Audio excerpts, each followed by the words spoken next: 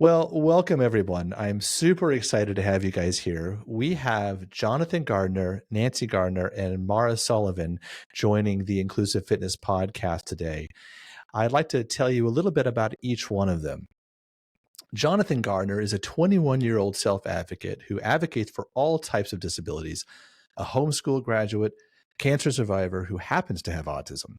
Jonathan is an official ambassador for Operation House Call through the ARC of Massachusetts, a Flutie Fellow for the Doug Flutie Jr. Foundation for Autism, the co-chair for Massachusetts Supported Decision Making Coalition, and a board member of Massachusetts Advocates for Children. Nancy Gardner is Jonathan's mother and support person, as well as an advocate for him and other individuals with disabilities. She is a graduate of the Massachusetts Family Leadership Program. Nancy works for the ARC of Massachusetts as the Operation House Call co-teacher coordinator. And finally, but not least, Maura Sullivan is the Deputy Executive Director of the ARC of Massachusetts. Maura was recently appointed to this role after a decade leading government affairs for the ARC. Maura helps to empower individuals and their families to navigate Beacon Hill, to tell their personal stories, connect with their lawmakers, and testify for important legislation. She is also the director of Operation House Call, a nationally recognized training program in partnership between the ARC and all major Massachusetts medical schools. Maura is the mother of three. She has two young adult sons with autism and intellectual disability. Welcome, Jonathan, Nancy, and Maura. Thanks for joining us today. Thank you. Thanks for having us. It's super exciting to have you here. So I wanted to start with you, Jonathan. First of all, I should point out that I have just had the pleasure of getting to know each of you in different ways over the last year or so. Maura, you and I go a little bit further back, but Jonathan and Nancy, it's been such a great pleasure to get to know you and learn about your work and just get to know you as people, all of you, over the last year or two. But I wanted to start with you, Jonathan, as the self-advocate and as just an amazing human being. And I wanted you to tell us a little bit about your story and kind of what inspires you to do the things that you do. Because you can also obviously tell us about what you do and then kind of what got you into the space you're in right now. Well, that's a pretty loaded question that we might be here all day if I went over every little detail about that. You got 5 minutes. But I'm going to try to keep this as short as possible. So fair enough. So give me a second. Let's see. I have overcame many challenges in public schools by finding support through homeschooling and advocating for laws like Massachusetts Restraints and Seclusion Law, supported decision-making, hospital training, healthcare discrimination, police training, and Operation House Call. It is very important to me that our world has an understanding and provides supports for individuals with disabilities. One way I do this is by sharing my lived experience in hopes that it helps others. This has been my vision since the age of 13. My vision has led me to mentorship, advocacy, being a board member for Massachusetts Advocates for Children, a Flutie Fellow for the Doug Flutie Jr. Foundation, and becoming an ambassador for Operation House Call, where I use my voice to educate medical students and advocate for healthcare access for all. I value building relationships and connections to foster positive change, and I believe in the power of advocacy to fulfill dreams and give everyone a voice. I believe that everyone deserves the opportunity to live their best lives. Wow. Well, that is an incredibly inspiring way to start this podcast. And I have to say, I can't say that when I was your age, I had nearly as much direction or as many accomplishments under my belt. I'm not kidding. And so you're an impressive young man. Would you mind sharing a little bit about your background, if you don't mind sharing personally, because I know this is something that you do quite a bit, and talk about sort of your own history and what led you to becoming the advocate that you are? What led me to become the advocate I was? Let me think. So I guess it all started when I was in school and had a lot of trauma stuff, a lot of people not listening to my voice, a lot of people just, I guess, throwing away concerns, me getting bullied a lot for wearing like t-shirts of like, say, Ernie, Bert, Cookie Monster, anything from Sesame Street, getting bullied for some bizarre reason, even though now everyone's just wearing those stuff. So thankfully I was ahead of my Yeah. time, but That's what it was. uh, but after a while, I developed a lot of self-interest behaviors that eventually led me to trying to jump out of a window. Uh, but uh, but eventually, my mom and dad helped me get out of that school and go to a new school, which I did for about 9 days. Which this time the teacher was not only verbally abusive but also physically abusive. And on my very last day as a student on in a public school sector, my mom walked in on me getting hit by the teacher, and that was my last day in public school, which led me to being I guess having the greatest teacher of all I could truly say. No offense, Ma, Wow. but where was I? But eventually, eventually after everything happened, my mom wanted to take some action against these schools, obviously. But we found out from reaching out to a lawyer at the Disability Law Center that we were 2 days past the restraints and seclusion.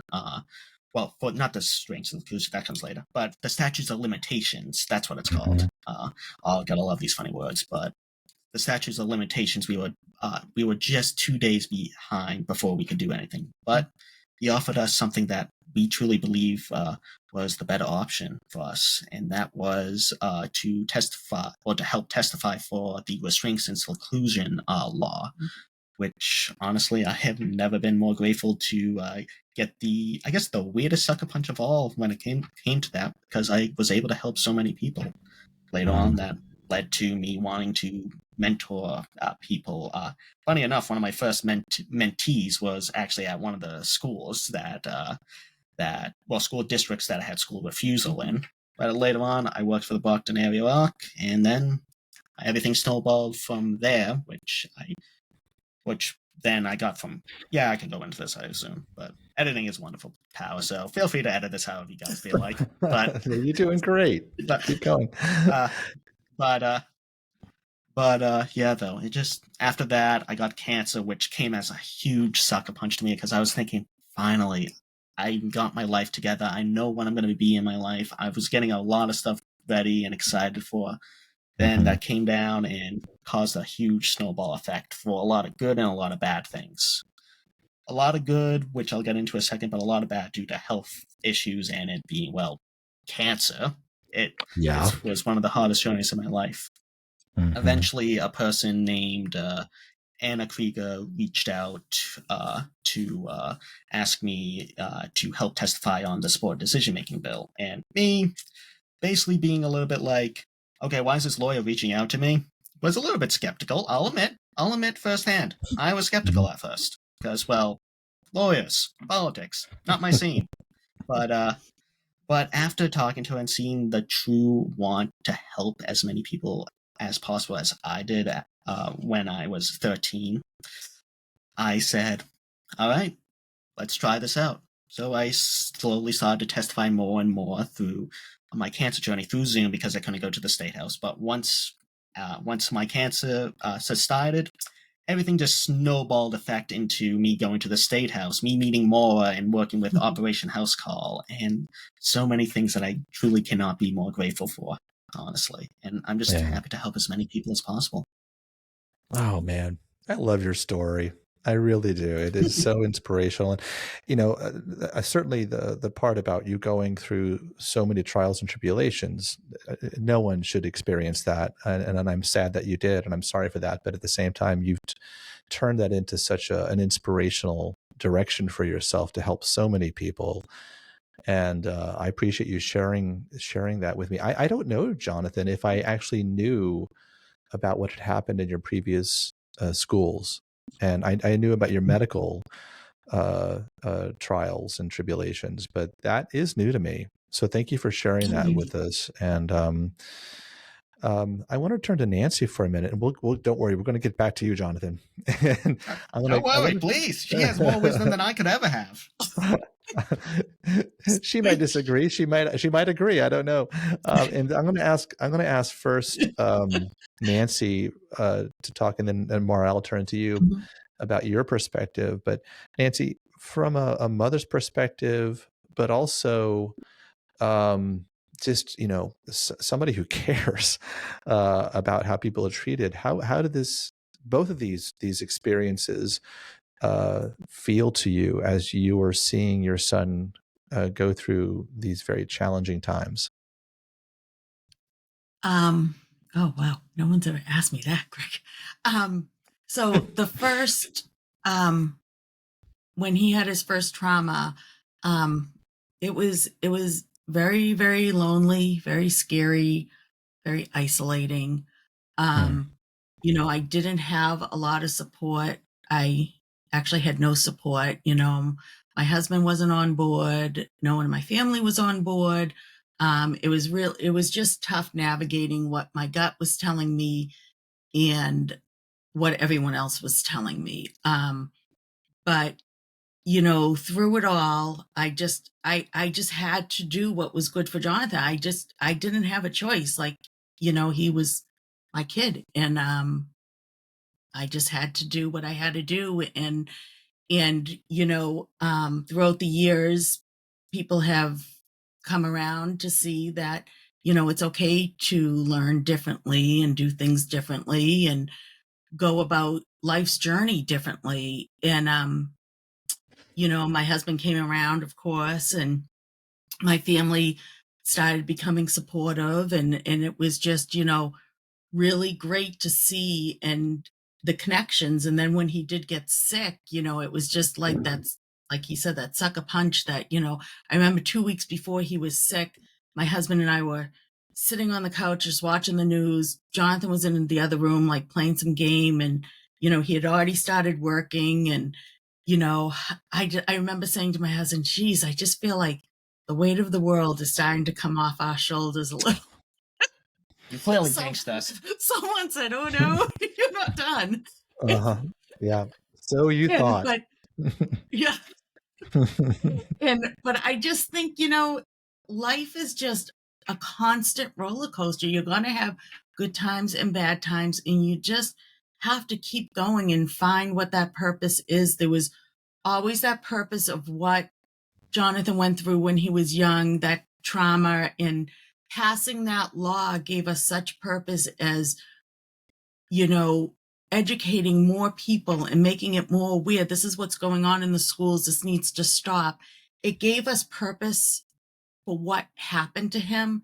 And then again, with the cancer, meeting, like he said, Anna at first to talk about the supported decision making we were already using, and then connecting with Maura to, talk about all the health discrimination and different things that were going on, again, gave us purpose to continue to advocate and fulfill Jonathan's vision. I mean, it's almost like a blessing. I know Jonathan likes to say, he was once asked, if he would do it all over again.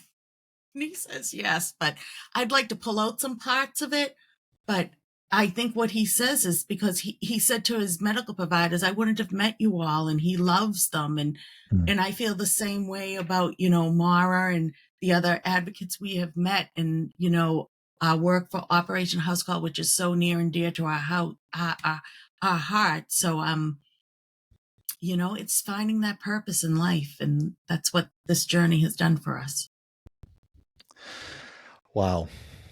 And I can completely relate to the wanting to take a few of the parts out, especially as a father of somebody who is neurodivergent. And just any parent doesn't want to see their child experiencing these things. But that you've been there to support Jonathan, and that Jonathan, you've, obviously I've seen you and your mom act together. You're so wonderful together, and there's so much respect and love there. And to see how that's blossomed from everything you've gone through, and because of it, I think that is a blessing. So Maura, that turns me to you now.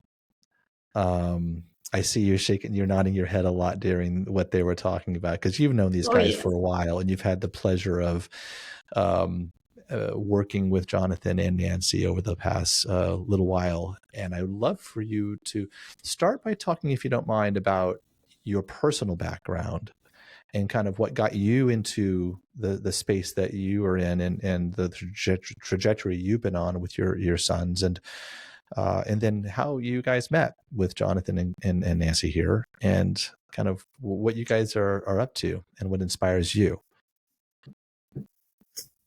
Sure. Thank you so much, Greg. I'm so grateful just to be here, and very grateful to have met Jonathan and Nancy, and to work with them so closely. Listening to their story, it does remind me that a lot of my inspiration started in a place of pain as well. And it's a mother's pain, watching her children suffer. So when I had my son Neil, life was good, and he was born healthy, and I was incredibly grateful. But shortly after that, really when he was about 18 months, he experienced a really extreme regression. And Neil went from having language and being connected to the world around him, and being a really happy, expressive, and really vibrant little boy, to someone who was truly inconsolable most of the time. He was scared, and he lost his ability to connect to the world. He lost his ability to speak. He couldn't even put his lips together to form parts of a word. He couldn't say mama.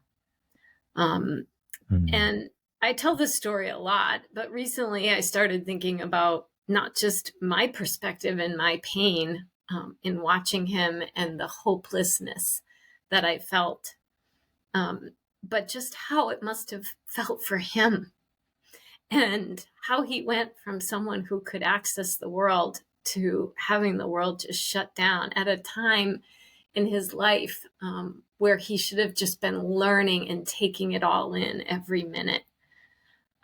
So the pain was really real and overwhelming. And one of the things I really struggled with is getting people to understand and help him. And so when we visited doctors, and they kind of dismissed a lot of my concerns, I really felt like it was important for me to do more around education, especially as I searched to find a team of doctors that would support him, that would support me, and really help him. And I did do that. And as I found that team, my second son was born. And he actually had a very similar trajectory to Neil. And so now I kind of had double the reason to work for my kids, in terms of finding them healthcare providers and educators that really understood their needs and would partner with me. I had two nonverbal little boys who were very much challenged by their medical conditions that often caused them pain.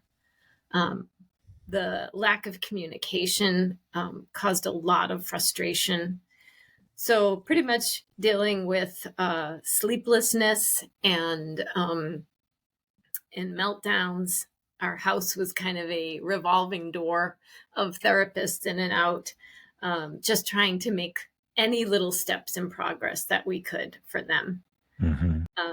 But that's around the time that I found my voice for teaching. And I was able to connect with a program that eventually became part of the ARC of Massachusetts, called Operation House Call. And I started teaching young medical students at Boston University School of Medicine through my family's personal story. And, I didn't come in there as a clinician trying to teach them about autism or about regression or about all the co-occurring medical conditions that my sons had. But I told them important information that really came from our personal story. So I really found my voice there. And many years later, a decade later, I was able to connect with Jonathan. And I honestly have not met anyone with a more powerful personal story than Jonathan. And he does an amazing job teaching and sharing from that lived experience. And there's nothing more meaningful to the students than hearing directly from someone who has that experience. Wow. Thank you so much for sharing that and being so vulnerable. And I so deeply appreciate the introspection that you've taken in terms of trying to put yourself in the best way you can in your son's shoes. It's easy to feel our own feelings. It's very hard to be empathetic and especially when things are so different for us, when we are healthy and when we can communicate and we do have good medical services and support and we can advocate for ourselves, to put yourself in the shoes of somebody who can't or maybe struggles with that. And the fact that you found your voice and have since then committed yourself to driving change so that medical students and physicians who are practicing today have a better sense of compassion and understanding and empathy. That's helping so many people, including my own son, Lucas. Yeah. Were you going to say something? Yeah, I was just going to say, that's really the important part of Operation House Call is that these students get to hear from individuals who may not even be able to communicate verbally, but they learn from them anyway. They learn from their stories. They learn about the importance of communicating, whether it's through gesture and through play, through really working with the parent caregiver, all the way to someone like Jonathan who can express his needs very, very clearly, but still runs into barriers and roadblocks. So it's been a really powerful program. I'm just so grateful that we've been able to grow to all the medical schools here in Massachusetts and recently codify the program into law. I love it. And Jonathan, I'm going to turn to you in a second, but I have one question for Maura, just as just to help people understand the impact that Operation House Call has had on the medical community. Do you have a sense for how many medical students or physicians you may have touched and influenced over the course of your years doing this? Yes. Probably close to 10,000 medical students have gone through the program. I know it seems like a big number. It started out small, but it grew fast. And each year we've been reaching about between 1,000 and 1,200 students. And this includes medical students and graduate nursing students. We hit some physical therapists and nutritionists as well. And it also, the most important and most impactful part of the program is really through the individuals with disabilities themselves and their families. And we have over 200 families that participate in educating these young medical professionals. And I completely agree that that's where the real learning happens is when people like you, Jonathan, have the opportunity to share your story. And that turns me to you, Jonathan. Maura mentioned that you are so capable of self-advocating and sharing how you feel about things. And I've seen that firsthand. But it wasn't always that way, was it? No, it wasn't. Exactly. And I would love to hear, if you don't mind, sharing you alluded to it earlier, a little bit about when you were younger, and Nancy, feel free to please jump in at any point, but what that experience was like, if you can recall how it felt to be suffering, or to be in pain, or to not be able to express yourself, and to be working with, or trying to work with, people who were trying to help you but simply could not, or didn't have the skills at that point to be able to understand where you were coming from. Do you mind sharing a little bit about what that felt like to be in your body at that time? No, I don't mind sharing that. And thankfully, well, kind of thankfully, I guess, when Maura was talking, I had a little bit of a flashback, so I got an idea of it. So thanks and no thanks, I guess. I don't know. But Are you okay? yeah, I'm good. PTSD is fun and all that stuff, but Yeah.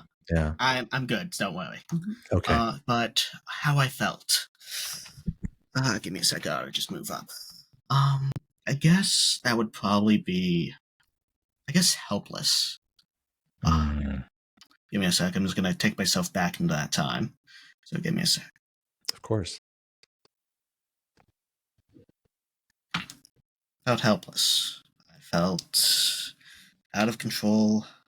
I felt lonely. I felt like the world was out for me for some bizarre reason that I couldn't understand. I felt like, but no matter what I tried to do, I always would fail. I felt depressed. I felt damaged. I felt not caring. I felt empty. I felt whenever I tried to reach out, nothing would happen.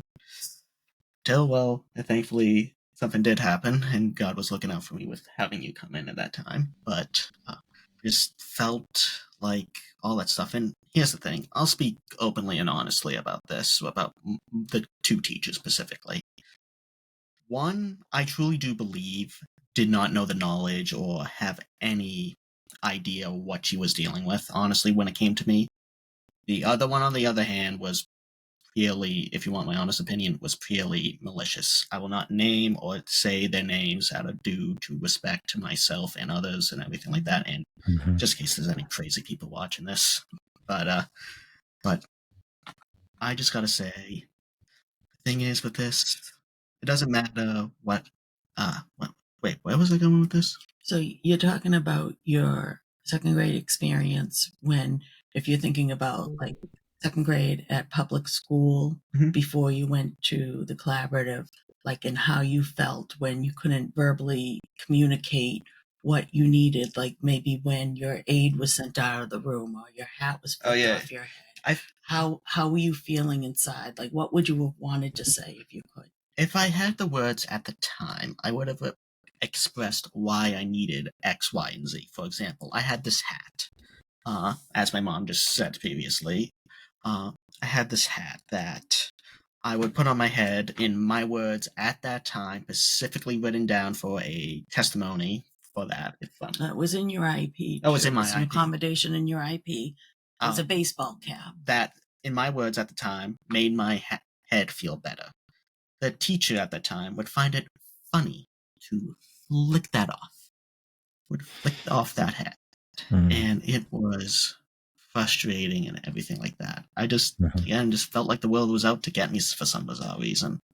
Just wouldn't have understand. And to an extent, sometimes I do understand it. Sometimes I don't understand it now. It's something that you just have to live with. It's something you just have to just say, it happened to me. Now, let's see what I can do to help others so that way they don't have to feel what I felt. Try to do it in the most open-minded way as possible. But yeah, like for that time, it was dark, gloomy, and all that stuff. Yeah, I'm sure. I just say I'm just as screwed up as it sounds. I'm just as grateful that my mom walked in on that day, so that way, everything I can finally just get the things that I needed, the proper supports, the proper love and care, and everything. Yeah. And I think that's what happened was that, the teacher at the time, he had a one-to-one aide.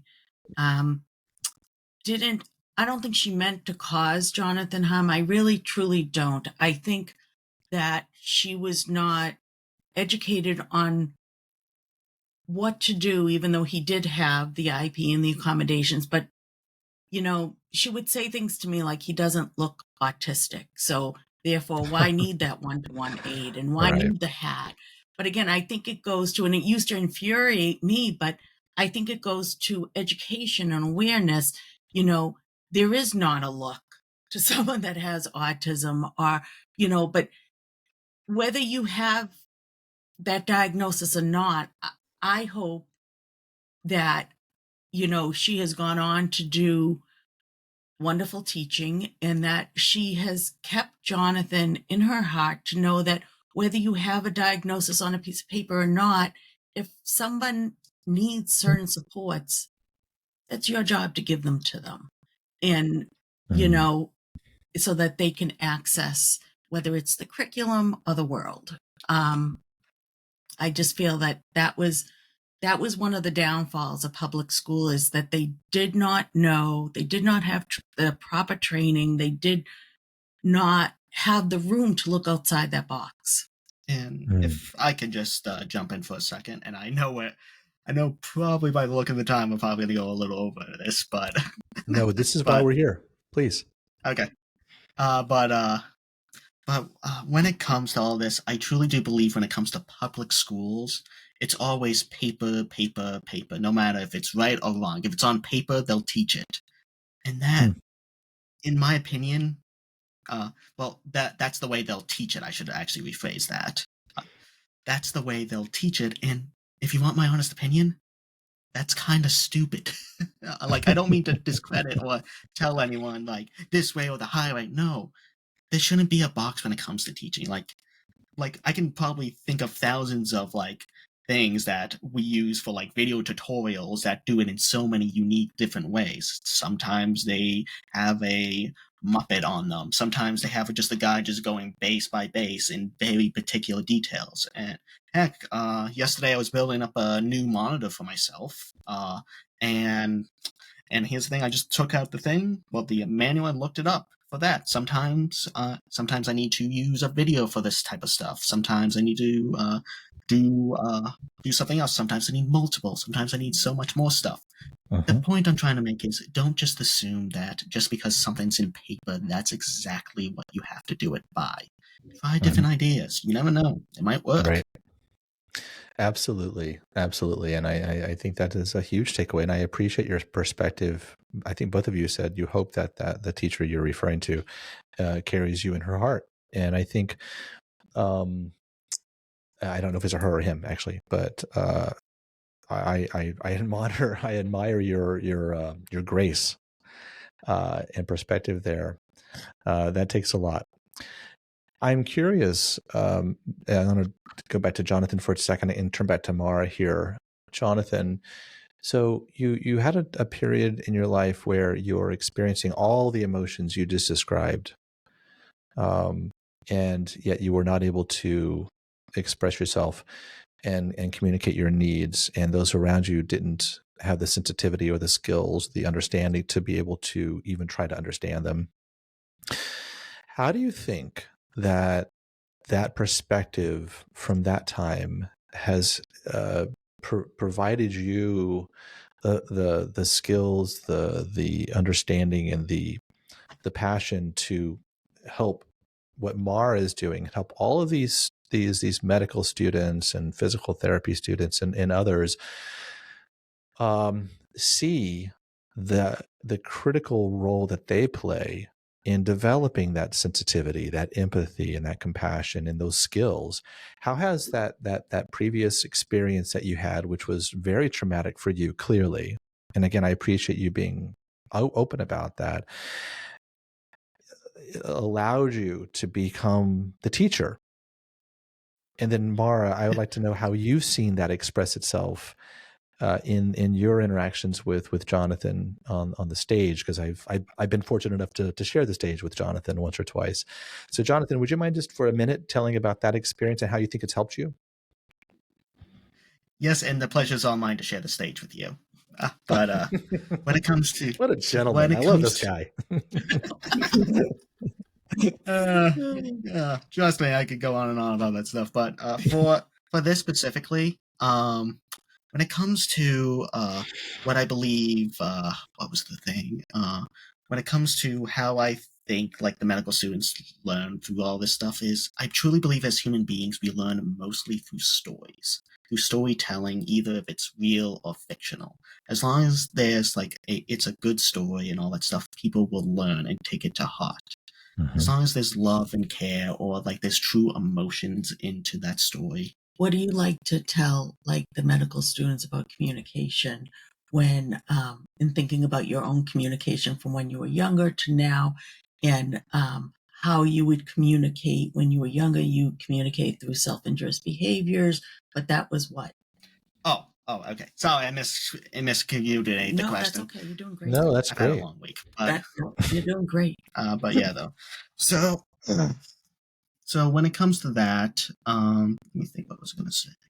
Communication. So here's the thing. Like when I was talking specifically about me becoming self-interest in school, that was a way of saying that I don't feel safe, that I don't feel respected or heard or any of that type of ways. That was me trying to communicate with the staff or the teacher or whoever that something was wrong or something like that. Either they were the ones that were bullying me or vice versa, because I didn't know any other ways to communicate at the time. Like, here's the thing. A lot of people probably assume that I'm like very like quote unquote high functioning or anything like that. No, that's not how I am.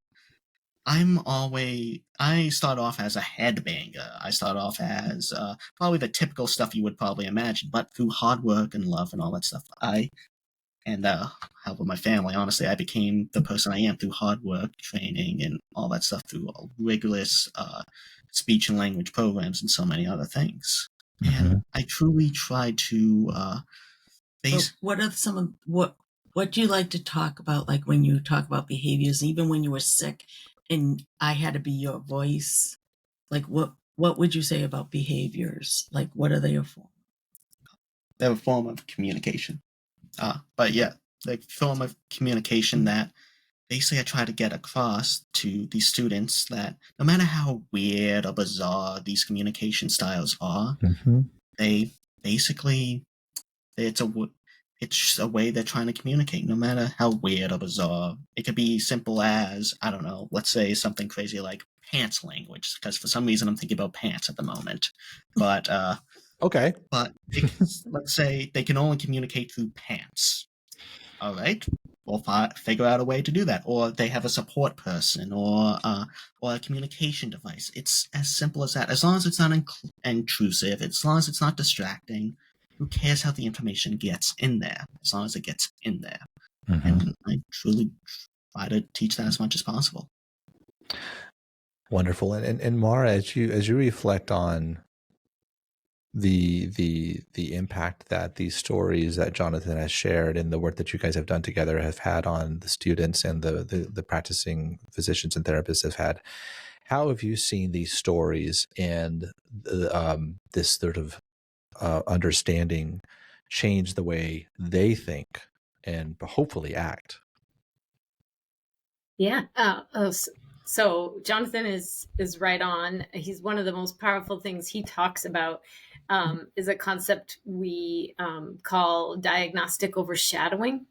And this is something that's been incredibly challenging for both my sons. Many people in the medical community need to see more than just the autism. They see a patient with autism and they see the behaviors, they see the autism, but they don't look beyond it to see the whole person. And I think that leads to very significant problems with treatment and assessment. For my kids, they had some behaviors that were self-injurious, like Jonathan mentioned, aggressive. They often didn't sleep at night. And many times these behaviors were not just part of their autism, but actually had a real reason that needed to be investigated. My son had severe reflux. It was so extreme that his esophagus was really burnt. And when he would lay down at night, he would have like acid that came up from his lower stomach, and it would hit this raw esophagus. And he would go crazy. He would punch himself in the chin. He would attack us. He would never, ever want to lay down. I don't blame him. The acid would come up even faster.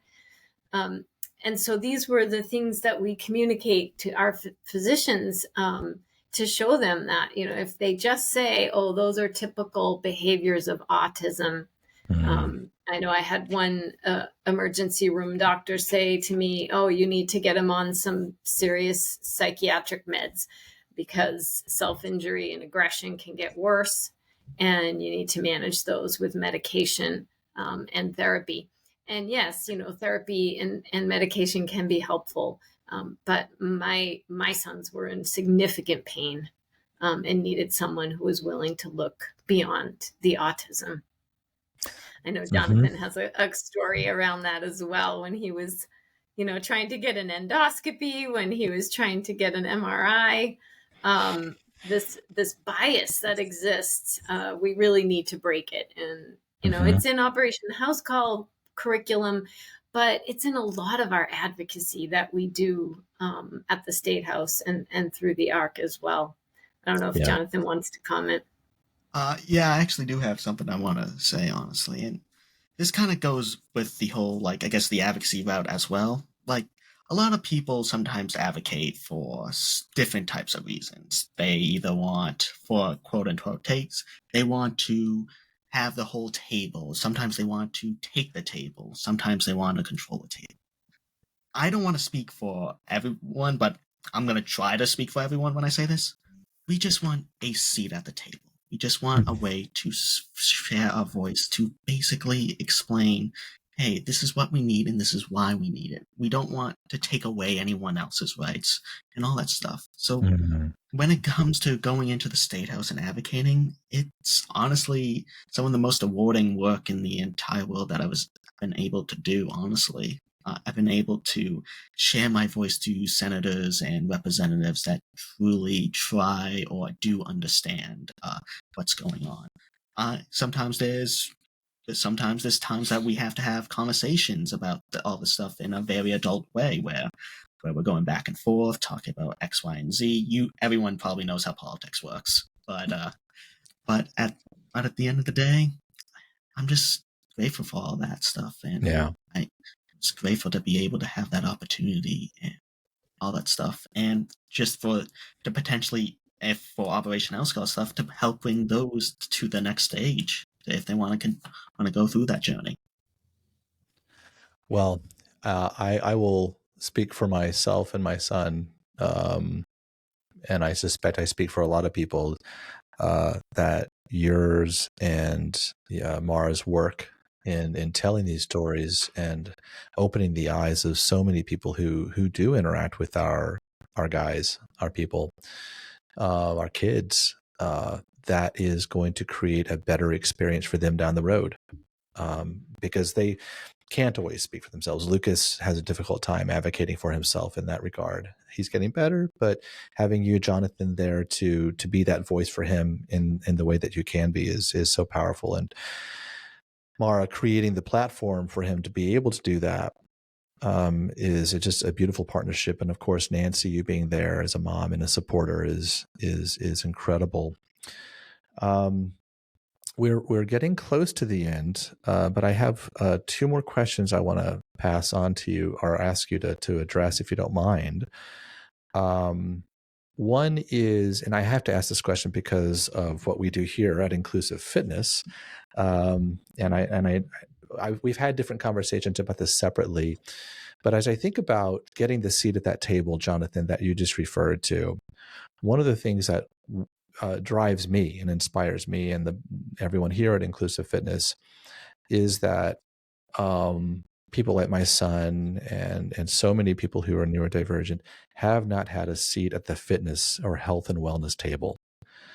And I think there's many, many reasons. We could have a whole other series of podcasts about why. But I'm very curious, and I'll start with you, Maura, if you don't mind, and then Nancy, and then Jonathan. If you could just briefly say why you think we need to create more opportunities for high quality exercise opportunities for people who are neurodivergent that really do support yet challenge them, and how that affects the quality of their lives, physically, mentally, however you want to address that. Would you mind just touching on that really briefly, because it's near and dear to my heart? So, Of Maura. course. It's near and dear to me too. I think all of us feel better when we have access to exercise, to feeling strong, movement in any way that we're capable of doing. And so I see that as just so critical to folks with IDD and autism and other neurodivergence. One of the things that I know in particular for my sons is that their physical health is really dependent on it. If they are not moving, if they are not working on strengthening their bodies, it certainly comes out in their complex medical conditions. So my son's GI conditions worsen when he isn't moving and in some kind of exercise program. One of the horrible things we saw during COVID was the lack of programming. So he couldn't attend any of his fitness or exercise programs. I did my best to get us walking, but he gained 20 pounds in that short 3-month period. Sure. And I don't think he was ever more miserable. He couldn't move well. He couldn't enjoy the activities that really inspire him to get through the day. Like, he loves to jump on the trampoline. He loves to go for walks. And these are the things that started to get harder and harder for him. So it was like a compounding effect. Like, his medical conditions got worse. He was more fatigued.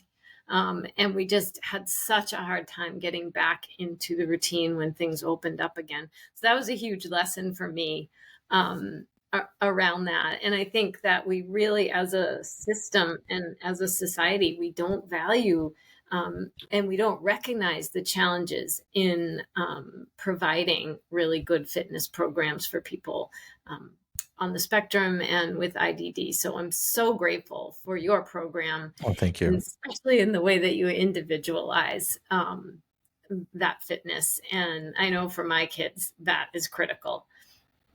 Thanks. Thank you for saying that. Nancy and Jonathan, we have a couple of minutes left, and there's a bonus question that you got to reserve some time for. So if you, I know that Jonathan, you don't work out here at Inclusive Fitness, so we'll get you here eventually. We'll get you here. We'll see. He's going to move to our area, Greg. That's right. We got to open up a center near you. But if you guys could briefly talk about... My brother might have a hard time with that. Yeah, we'll get there. Your perspective on the importance of physical fitness, and again, having that seat at that table, why it's important. So for that, here's the thing. Working out is very crucial to the human body and keeping it healthy and keeping out all that stuff. Like, when I was going through cancer and all that stuff, I always tried to work out, even if it's just like a simple walk around the house for like a couple of minutes, or we would go out to certain places and all that stuff. And here's the thing. Sometimes the way you do things changed. Like, when I got off cancer, I can only lift up to like 5 pounds, or not even that even sometimes, because my back was so fragile. Like, now, thankfully, I can lift more than that. So I've been hitting the grind as much as possible now. But good for you. But it also helps with making your mindset better. It helps clear your head. It gets out a lot of the negative emotions that you bottle up so much. Like, even to go back to when I was in the school days, I would always like pace around the house and all that stuff to let out a lot of steam and all that stuff. So much so that my family called me Forrest Gump, which was pretty funny. He would get up it was like clockwork, though. It was like, 4:30, Jonathan's up pacing around, couldn't, It's not like he could tell time or was saying he'd just get up and pace and pace and pace. And then when he was done, he was done. Yeah. And that was it. Yeah. Run, Johnny, run. Yeah. I mean, just be like, here he goes. Yeah. Like, I still got to finish that movie, honestly. It was a really good one. But it's good. But back on topic. But there's so many other things that keep all that stuff. Sometimes it creates great ideas for you to do, like sometimes it helps with creativity. Sometimes it helps with motivation. And there's so many great reasons to continuously to work out. And I'm just going to toot your horn right now, good sir, since I've been to Inclusive Fitness, well, recently, and all that stuff. I just got to say, I love how you do things, honestly. Like, it's basically, I've told you face to face, but now I'm going to say this on recording, so now there's going to be a public record of this. But, don't let me stop you. But Inclusive Fitness is somewhere where if you want to go work out and you don't want to be treated differently from anyone else, you go work out for. If you have like a disability and you just want to go work out, have a good time, don't be treated like an infant or like a charity case or whatever. You go there because they're going to treat you exactly how you want to be treated.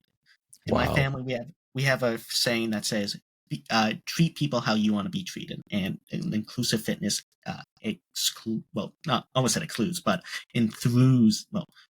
basically thrives that. It thrives that meaning. And thank you, Maura. Excuse or whatever. I can't speak today. That's okay. No, you did that. That is absolutely. I could not have hoped for a nicer compliment. And I swear to the listeners that I did not pay Jonathan to say these words. But I'm deeply grateful that you felt that way, man. Thank you. So that means a lot. It really does. And so the final bonus question, then we have to wrap it up because we're almost out of time. The final bonus question, and Maura, I'll go back to you. If you could ask or hope that people who are listening would maybe feel, think, or do something differently as a result of what we've talked about today and the work that you do, what would that be? Oh my goodness. I would say that I really hope that everyone can see the value of people with disabilities in our world.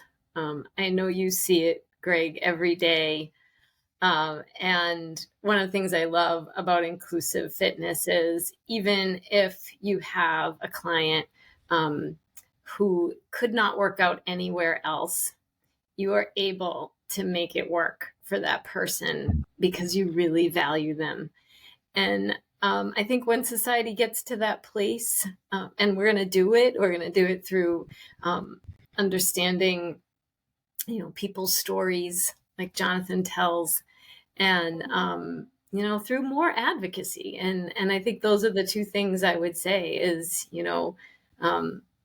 advocacy matters, and people really do need to share their voice, because at least social change, we can do all the legal change possible, but the social change is dependent on all of us. Beautifully said. Thank you. Nancy and Jonathan, final word goes to you.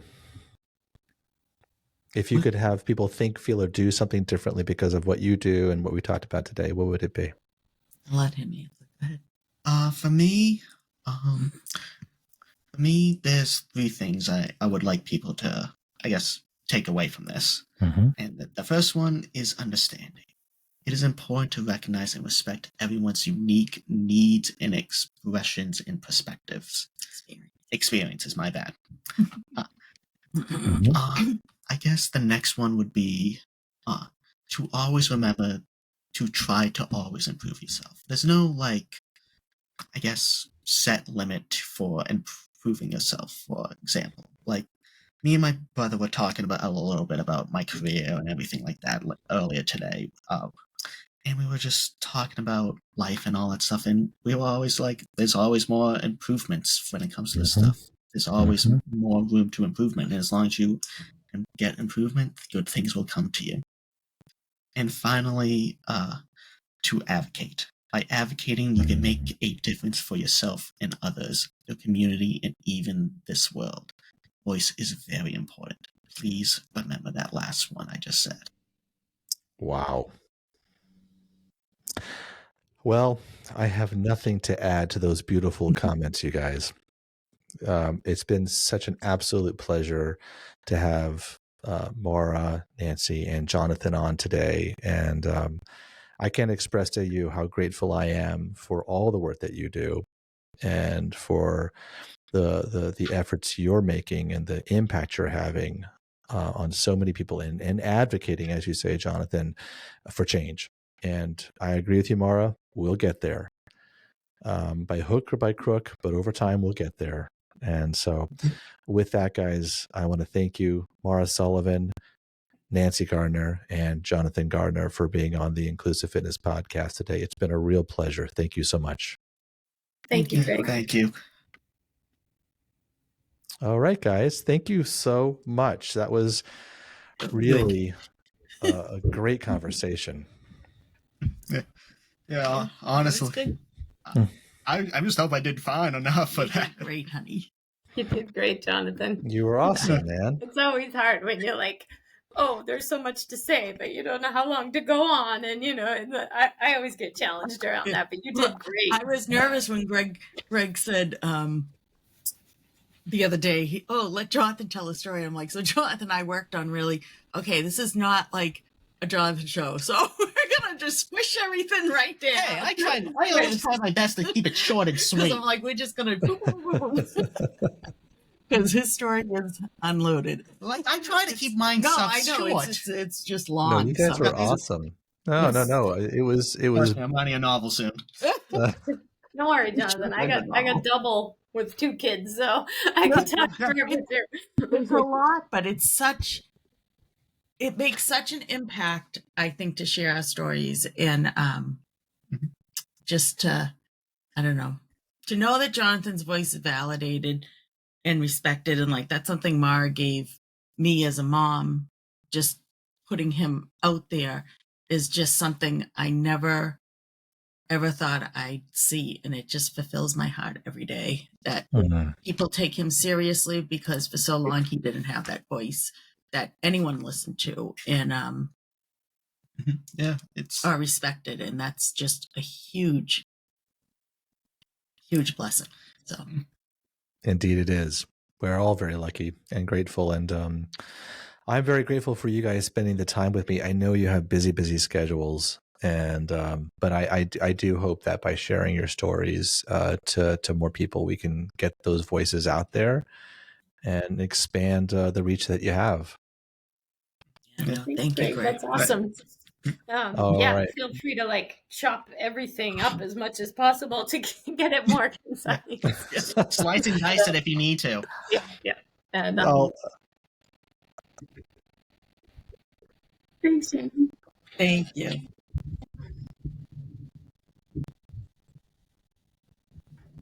Oh, I don't think we heard anything, Shana. I didn't hear anything either. No.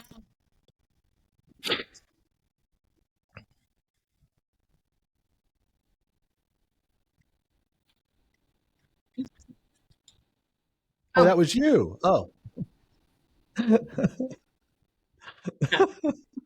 No, I didn't even know you said anything, honestly. Yeah. No, I think you're good, Shana. All's good. All right, guys. Well, I want to be sensitive to your time, and I actually have to go home because I am meeting with an advocate to talk about Lucas's. We have to sign him for SSI, DDS, and all that kind of stuff, Medicaid, and then we have what I did this afternoon? I've never filled out his SSI, and I finally.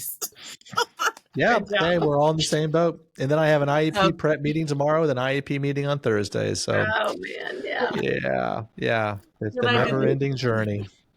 You guys were awesome. Thank you so much. Good night, you guys. Yeah, Thank you too. Good luck with editing, and great to see you all. And hope you all have a good day.